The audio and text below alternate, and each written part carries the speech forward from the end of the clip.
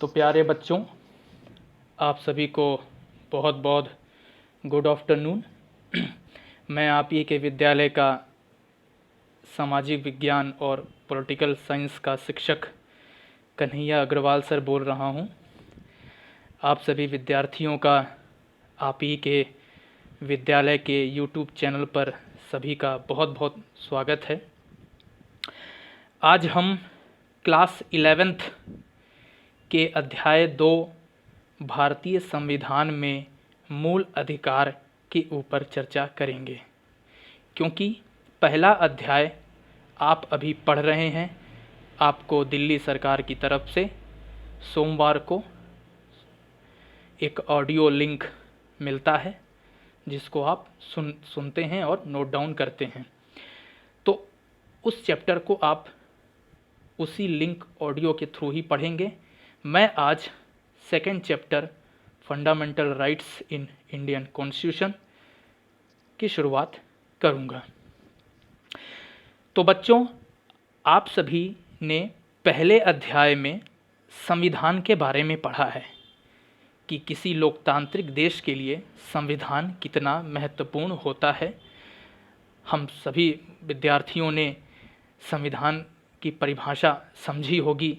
संविधान की आवश्यकता क्यों होती है एक लोकतांत्रिक देश के लिए, संविधान कैसे निर्माण होता है, संविधान किन किन कार्यों को करता है, ये सभी चीज़ों को हमने देखा था कि किस तरह संविधान समाज में तालमेल स्थापित करता है, समाज में एक समन्वय की व्यवस्था स्थापित करता है, किस तरह संविधान सरकार को शक्तियां प्रदान करता है और उस पर नियंत्रण भी रखता है, सरकार का गठन कैसे होगा, सरकार में निर्णय कौन लेंगे, ये सारी बातों का जो सोर्स है वो संविधान होता है। और संविधान के तहत ही किसी देश की सरकार चलती है। और एक तरह से कहें, पूरे देश का समर्पण या विश्वास संविधान के प्रति होता है। देश का हर नागरिक संविधान का समर्थन करता है और संविधान द्वारा ही गवर्न होता है, अर्थात शासित होता है।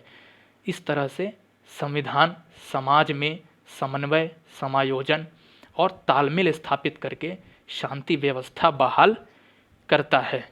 आप स्क्रीन पर देख रहे हैं अध्याय 2 मूल अधिकार भारतीय संविधान में। ये चैप्टर आपको स्क्रीन पे दिखाई दे रहा होगा।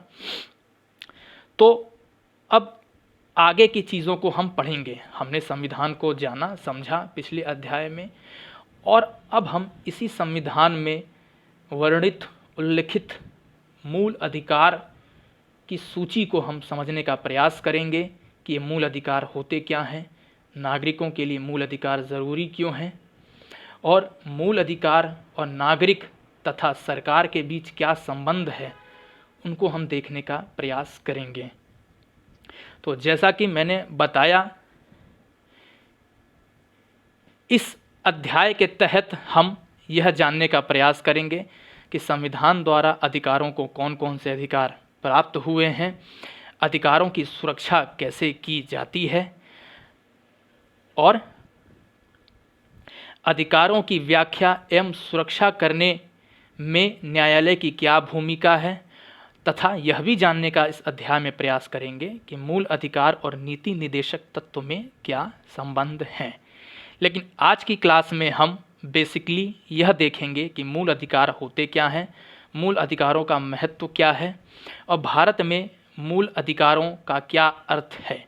ठीक है, इन 2-3 बिंदुओं पर हम विस्तृत रूप से चर्चा प्रारंभ करेंगे।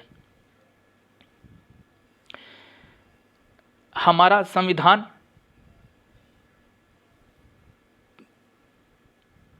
आप देख रहे होंगे स्क्रीन पर लिखा हुआ है कि हमारा संविधान सिर्फ सरकार के बारे में नहीं बताता, सरकार के अंगों के बीच कार्य विभाजन क्या है, सरकार के अंगों के बीच किस तरह से अंतर संबंध है, सिर्फ इसी की जानकारी हमें संविधान नहीं देता है, बल्कि संविधान एक ऐसा दस्तावेज है जो सरकार के शक्तियों पर अंकुश लगाता है और ऐसे प्रजातांत्रिक व्यवस्था की स्थापना करता है जिसमें नागरिकों को कुछ अधिकार प्राप्त होते हैं, अर्थात संविधान द्वारा सरकार की शक्तियों पर नियंत्रण होता है। नियंत्रण का क्या मतलब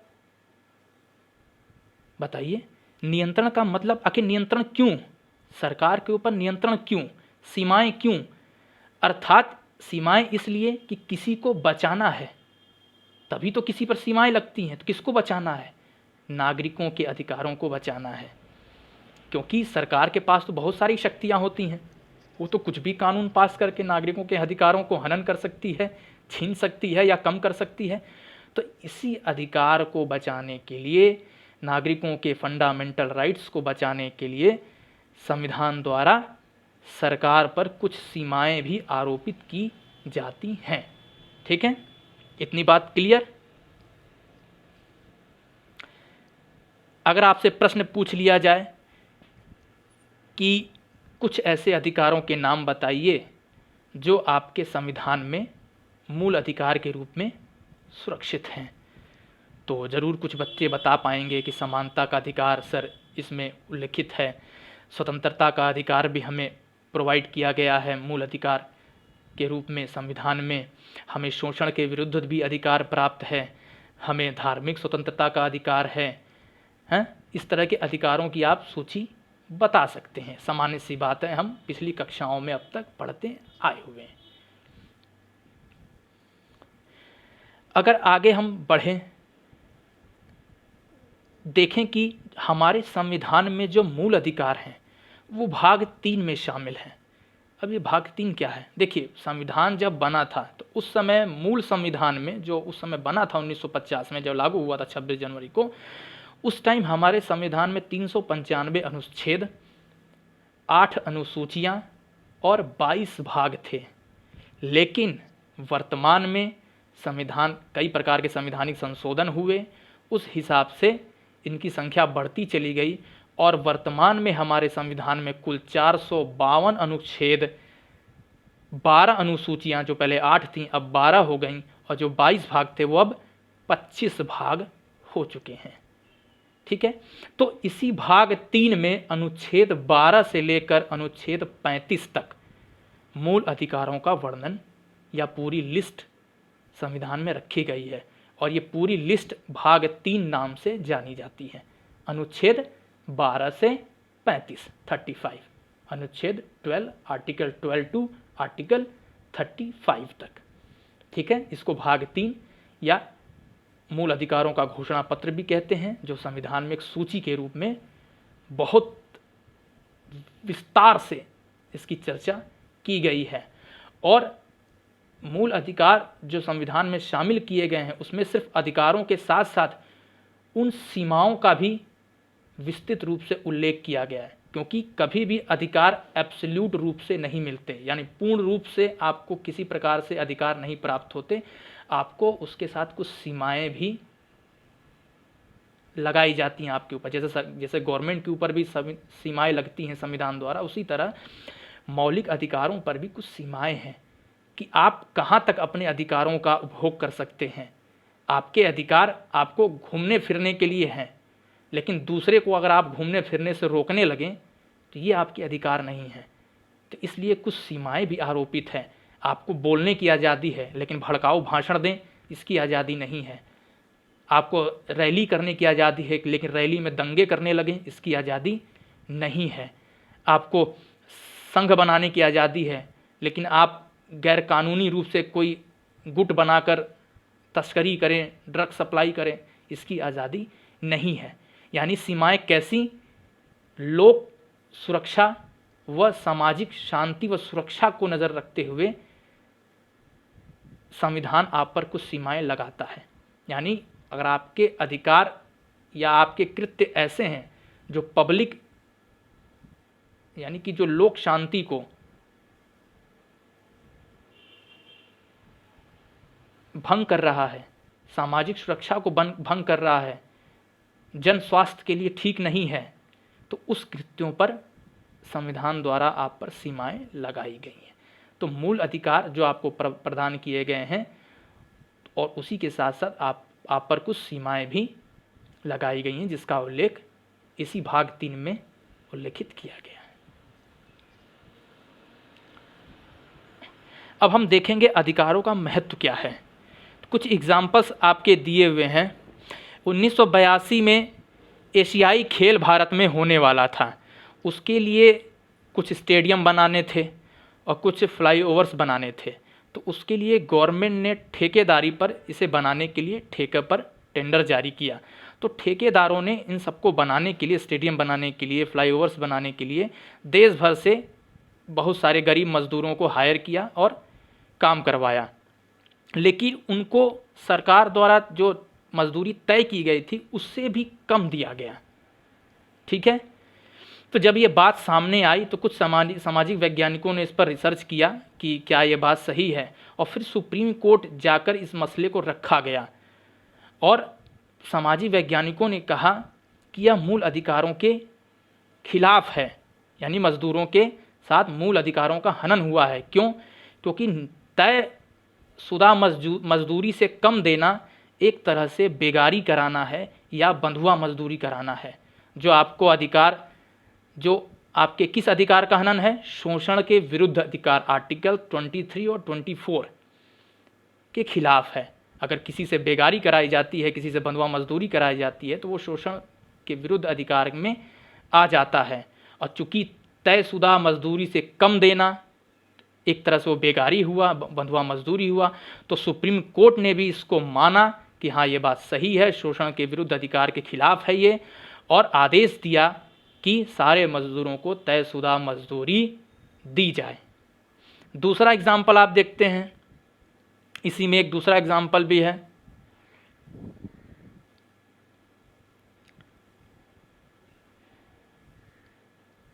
एक मचन लालुंग नाम के एक व्यक्ति था। उसके ऊपर एक आरोप लगा था कि उसने किसी को गंभीर रूप से चोट पहुंचाई, मारपीट कर ली होगी। यह मसला 1951 के आसपास का है। उस समय वो 23 ईयर्स का था। ठीक है। तो इस आरोप में, इस जुर्म में कि उसने किसी के साथ मारपीट की, उसके लिए उसको जेल में डाल दिया गया। जेल में उसकी तबीयत ख़राब हो जाती है, फिर उसको हॉस्पिटल भर्ती किया जाता है। फिर कुछ दिन बाद तबीयत ठीक हो जाती है, डॉक्टर कह देते हैं कि हाँ अब ये स्वस्थ हो गया है, अब आप इससे पूछताछ कर सकते हैं। फिर इसको जेल में वापस डाल दिया जाता है। और 2005 जब वो 77 वर्ष का हो जाता है, तब वह जेल से छूटता है। आप कहेंगे छोटे से मारपीट के लिए लगभग 54 साल की कैद, 1951 से लेकर 2005, 54 साल, 23 साल का था वो, 77 साल का हो गया छोटे से मारपीट। तो बात सिर्फ इतनी नहीं है बच्चों, 54 साल उसको सज़ा तो हुई, लेकिन सज़ा किस बात की? किसी बात की नहीं। उसके मुकदमे की सुनवाई ही नहीं हुई कभी। यानी जो उसने जुर्म किया था उसकी कभी सुनवाई ही नहीं हुई कि जुर्म सही है या नहीं है। बस आरोप के आधार पर उसको गिरफ्तार कर लिया गया था। उस पर न कभी कोर्ट में सुनवाई हुई, न बेचारा वो कभी कोर्ट गया, और वो बेचारा 54 साल तक अपनी पूरी ज़िंदगी जेल में बिता दिया।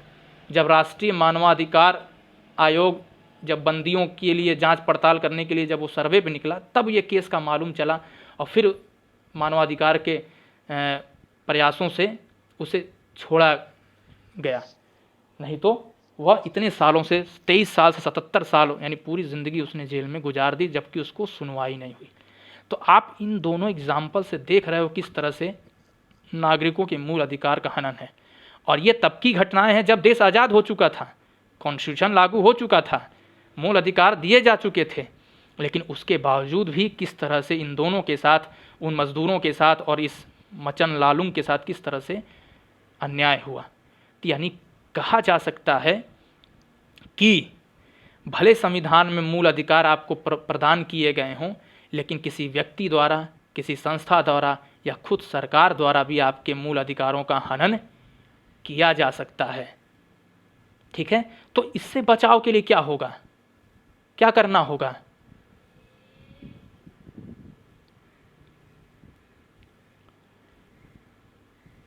इसलिए हमारा संविधान सभी नागरिकों को जीवन का अधिकार और स्वतंत्रता का अधिकार प्रदान करता है।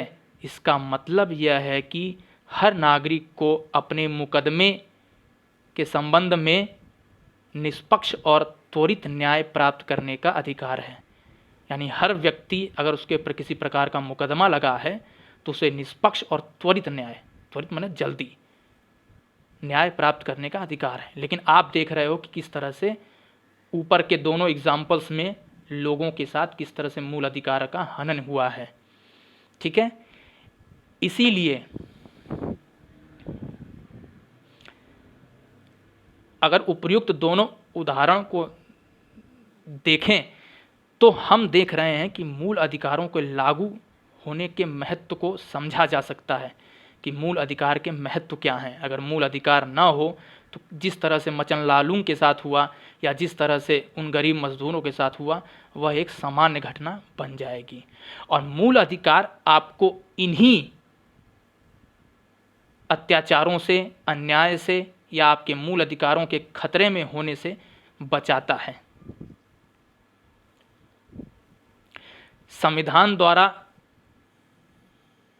क्योंकि संविधान हमें ये मूल अधिकार प्रदान करता है।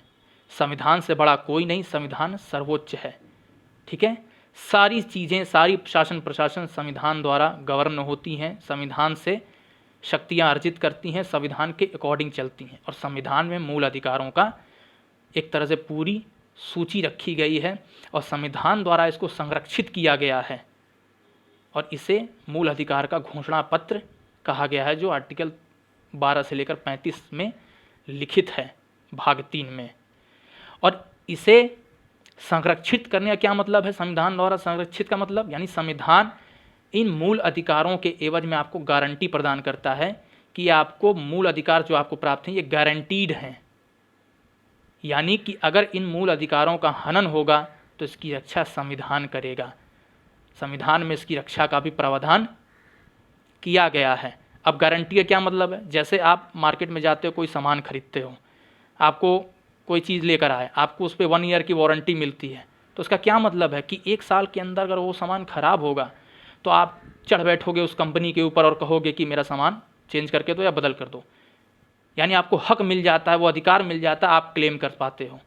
वहीं वारंटी जब खत्म हो जाती तब आप क्या रिएक्ट करते हो? तब आप धीरे से कंपनी में जाते हो, सर देख लीजिए अगर 150 लेकर बन जाए तो बना दीजिए, सर ज़्यादा खर्चा ना आए, क्योंकि वारंटी अब नहीं है।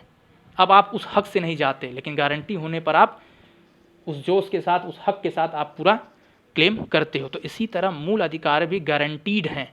अगर इसका हनन हुआ तो आप सीधे सुप्रीम कोर्ट, न्यायालय का दरवाज़ा खटखटा सकते हो और कह सकते हो कि मेरे मूल अधिकारों का हनन हुआ है और इसकी सुनवाई की जाए।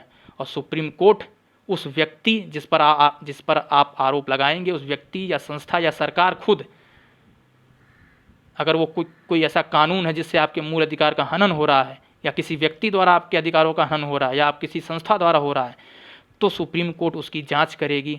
अगर वो ऐसा पाया गया कि हाँ आपके अधिकारों का हनन है तो वो कानून निलंबित हो जाएगा, रद्द हो जाएगा, या वो संस्था या वो व्यक्ति को दंडित किया जाएगा और आपके मूल अधिकार की रक्षा की जाएगी।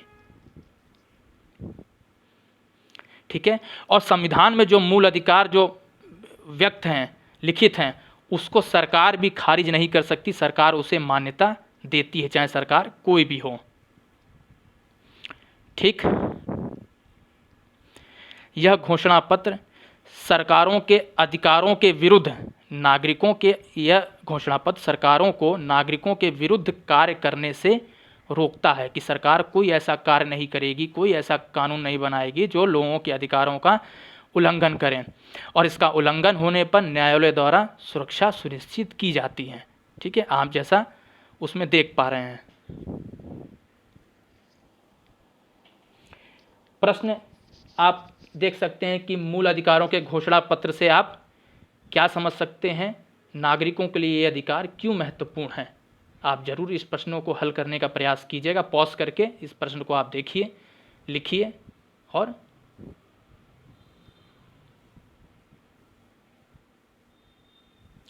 अब नेक्स्ट पॉइंट है संविधान में मौलिक अधिकार। ठीक है, आप देख रहे हैं स्क्रीन पे संविधान में मौलिक अधिकार के बारे में। सर्वप्रथम 1928 में मोतीलाल नेहरू समिति ने मूल अधिकार के घोषणा पत्र की मांग की थी। ठीक है, 1928 में नेहरू रिपोर्ट प्रस्तुत किया गया था मोतीलाल नेहरू द्वारा, जिसमें पहली बार मूल अधिकारों की मांग की गई थी। यानी कि ये बात तो तय थी कि अगर देश आज़ाद होगा तो जो भी संविधान बनाया जाएगा या जो भी शासन व्यवस्था बनाई जाएगी उसमें नागरिकों के लिए मूल अधिकार तो होंगे ही होंगे, क्योंकि इसकी झलक 1928 के रिपोर्ट में हमें दिख गई थी कि हमारे राष्ट्र निर्माता मूल अधिकारों के प्रति कितने सजग हैं। ठीक है,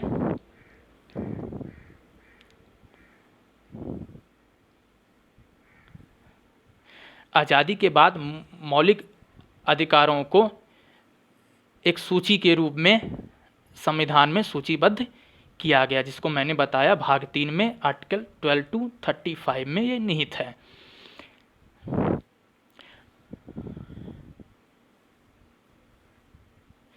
अब आप खुद देखिए कि मूल अधिकार इतने महत्वपूर्ण हैं कि संविधान स्वयं सुनिश्चित करता है कि किसी भी सरकार द्वारा इन अधिकारों का उल्लंघन न किया जा सके।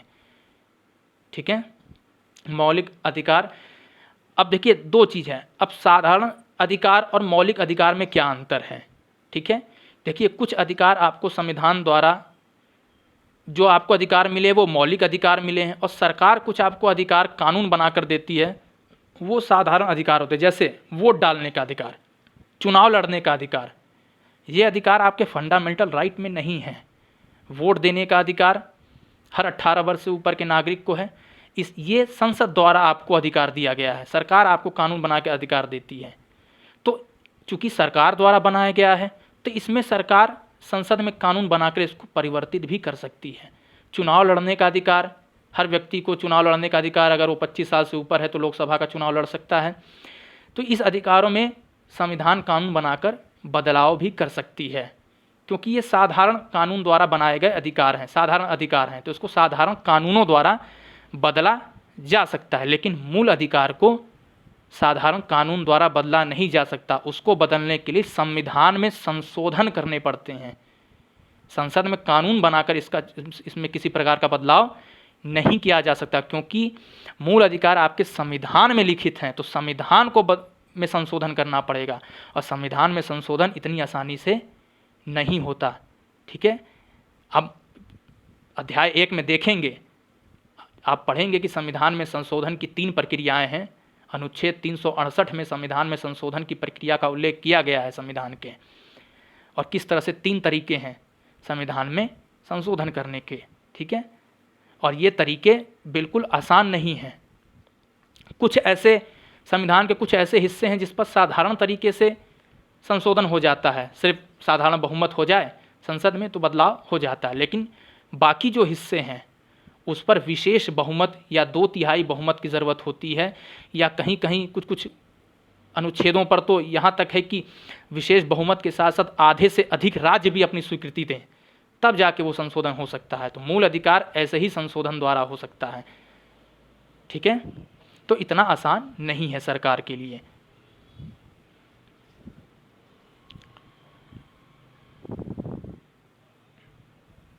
संविधान में संशोधन करना पड़ेगा। ठीक बात, यहाँ तक हमने देख लिया। मौलिक अधिकारों के हनन को रोकने की शक्ति न्यायालय के पास है। ठीक है, अब हम प्रश्न देखेंगे, साधारण अधिकार और मौलिक अधिकार में क्या अंतर है, आप लिख सकते हैं। दूसरा प्रश्न देखिए, मौलिक अधिकारों के हनन को रोकने की शक्ति किसके पास है। तो हमने बच्चों अभी तक मूल अधिकारों के बारे में थोड़ा समझा है। मूल अधिकार इतने महत्वपूर्ण क्यों हैं? क्योंकि व्यक्ति के व्यक्तित्व के विकास के लिए ये परम आवश्यक हैं। इसे मौलिक अधिकार इसलिए भी कहा जाता है क्योंकि ये आपको जन्म के साथ प्राप्त हो जाते हैं। जैसे बच्चा पैदा हुआ, मौलिक अधिकार आपको मिल गए। इसके लिए आपको कहीं फॉर्म नहीं भरना पड़ता, कहीं आपको मांग करने के लिए कहीं क्लेम नहीं करना पड़ता। ये मूल है, फंडामेंटल, नींव एकदम फंडामेंटल हैं। किसी भी इंसान को ये मिल जाएंगे, अगर धरती पर उसने जन्म ले लिया तो मिल जाएंगे। इसीलिए इन अधिकारों को नैसर्गिक अधिकार भी कहा जाता है, और ये मनुष्य के व्यक्तित्व के विकास के लिए बहुत ही ज़रूरी हैं। तो यहाँ तक हमने इस अध्याय के विषय को देखा है, कुछ कुछ महत्वपूर्ण बिंदुओं पर हमने चर्चा की, हमने अधिकारों के महत्व को समझा 2 एग्जाम्पल्स के द्वारा, किस तरह से मौलिक अधिकार महत्वपूर्ण है लोगों के लिए, किस तरह से, और इसकी गारंटी को समझा हमने कि इसकी गारंटी क्यों सुनिश्चित करना है, क्योंकि व्यक्ति, संस्था या सरकार द्वारा आपके मूल अधिकारों का हनन हो सकता है, आसानी से किया जा सकता है। तो उस एवज में न्यायालय द्वारा आपके मूल अधिकारों की रक्षा की जाती है, सुरक्षा की जाती है। संविधान इस बात की गारंटी देता है कि हाँ, अगर आपके मूल अधिकारों का हनन होता है तो आप सीधे सुप्रीम कोर्ट या हाई कोर्ट का दरवाज़ा खटखटा सकते हैं। तो आज की क्लास इतनी ही। हम अगली क्लास में इसके आगे के हिस्से को पढ़ेंगे।